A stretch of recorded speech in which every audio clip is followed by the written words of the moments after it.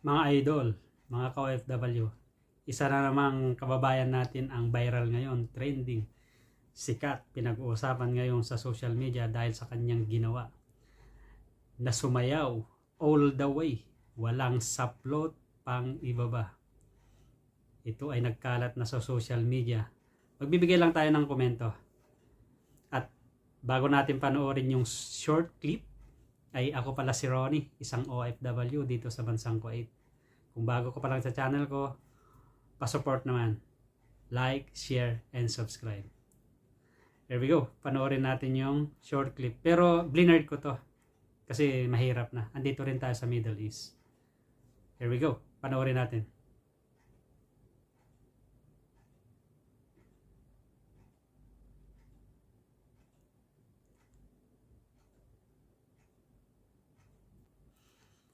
Yan lang, short clip lang yung yung pwede kong i-share sa inyo.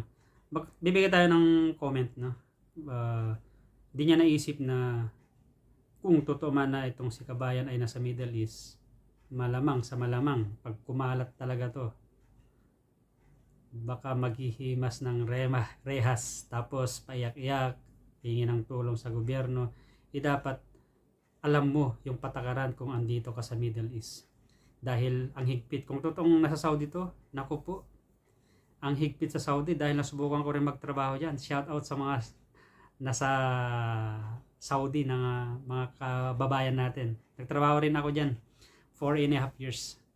2.5 years sa Riyadh and Al-Khobar 2 years. So, balik tayo. Pa-comment, anong masasabi nyo tungkol dito? Kung halimbawa nag-viral, malalaman ng, lalo pag nalaman ng amo, employer, naku po, magsisisi to si Kabayan. Ba't pa kasi ang dami mong pwedeng i-content, yan ba ang napili mo? Alam mo naman ngayon, social media, isang click mo lang, isang share, isang like, kalat na ang iyong video. So, mga idol, mga ka-OFW, pa-comment below kung ano ang magiging kahinatnan nitong video na to. Kung di nyo pa napapanood, malamang sa mga ibang social media platform, sigurado kalat na to. So pakinggan natin ang pahayag ni UWA Administrator Arnel Ignacio tungkol sa ating mga OFW.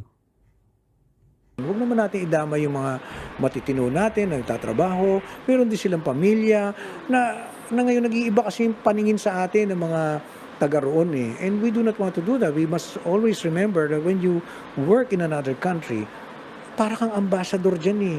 Kung paano ka, yan ang tinitingnan ng mga tao. Kaya mga ka-OFW, kung isa ka man ay gumagawa rin ng content tulad ko, piliin mo naman yung di ka mapapasubo. Kasi ang hirap dito, wala tayo sa ating sariling bansa. Di tulad sa atin, maglakad ka nga na walang pang-itaas, ikaw ay lalaki, ay okay lang. Dito sa Middle East, pag naglakad ka na pang walang itaas sa labas, malamang sa malamang, dadamputin ka ng pulis dito pag natsambahan ka. Kasi may sarili silang rules dito, dapat nating igalang. Dahil tayo ay dumayo dito para magtrabaho, kailangan yakapin natin yung kultura nila. Igalang natin. So, yun lang mga ka-OFW, mga idol. Tulad ng sabi ko, pa-comment below. At ito, meron ding advice ulit si Sir Arnel Ignacio. Pakinggan natin ulit.